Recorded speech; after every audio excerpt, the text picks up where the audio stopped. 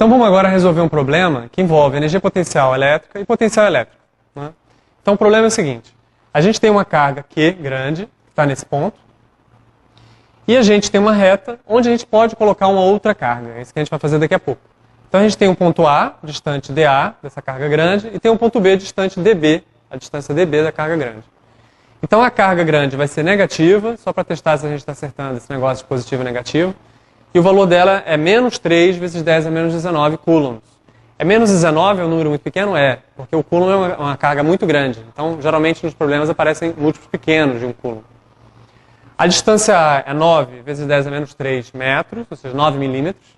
E a distância B é 27 vezes 10 a menos 2 metros, ou seja, 2,7 centímetros, que são 27 milímetros. É 3 vezes a distância, então está mais ou menos em escala aqui esse desenho. Então, o que a gente quer saber sobre esse problema? Na letra A, a primeira coisa é calcular a diferença de potencial elétrico entre B e A. Então a gente já viu que o potencial elétrico é uma propriedade só da carga grande, então a gente vai calcular o potencial elétrico feito pela carga grande no ponto A e o potencial elétrico feito pela carga grande no ponto B. E para que a gente quereria calcular esse potencial elétrico nesses dois pontos? Para responder uma questão como aparece aqui na letra B. Qual é o trabalho mínimo para a gente levar a carga Qzinho, que tem o valor de 5 vezes 10 a menos 12 coulombs, de A para B, certo? O trabalho mínimo para levar essa carga de A para B vai estar relacionado ao potencial em A e em B. Na verdade, a gente sabe que a energia potencial tem um certo valor, que é a carguinha vezes o potencial naquele ponto. Então, a gente vai calcular a carguinha vezes o potencial no ponto A, vezes o potencial no ponto B, tirando a diferença.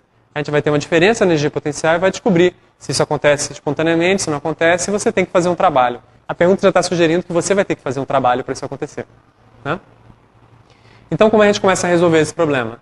A diferença do potencial elétrico entre B e A. Então, vamos calcular o potencial elétrico em cada um desses pontos.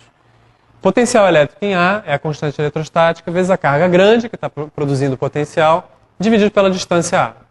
Então, substituindo os valores, aqui tem o valor da constante de elétrica, né? 3 vezes 10 a menos 19, menos 3 vezes 10 a menos 19 coulombs e 9 vezes 10 a menos 3 metros, né? Então, o potencial elétrico sai aqui em unidades de volt.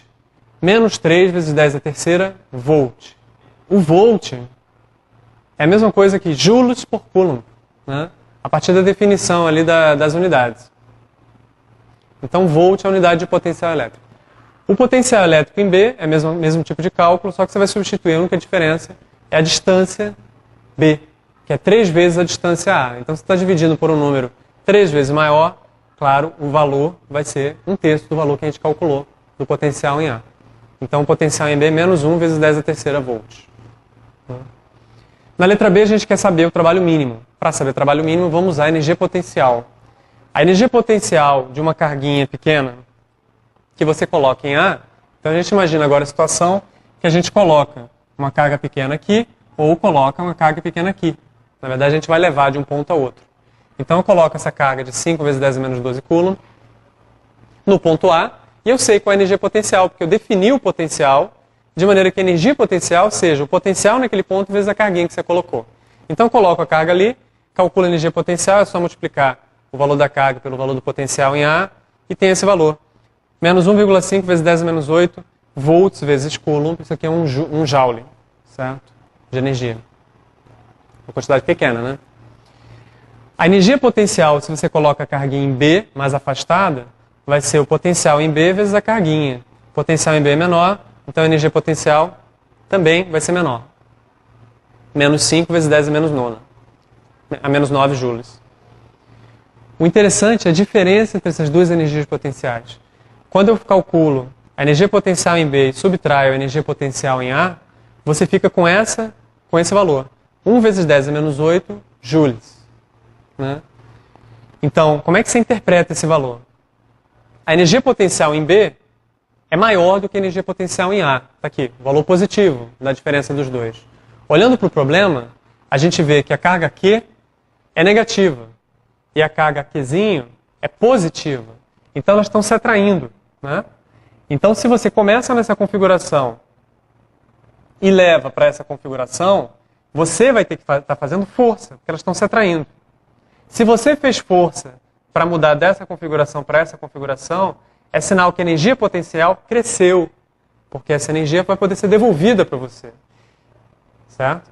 Então você fez força para levar ela daqui para lá, você fez trabalho para levar ela daqui para lá, e é por isso que essa diferença aqui deu um valor positivo. Certo?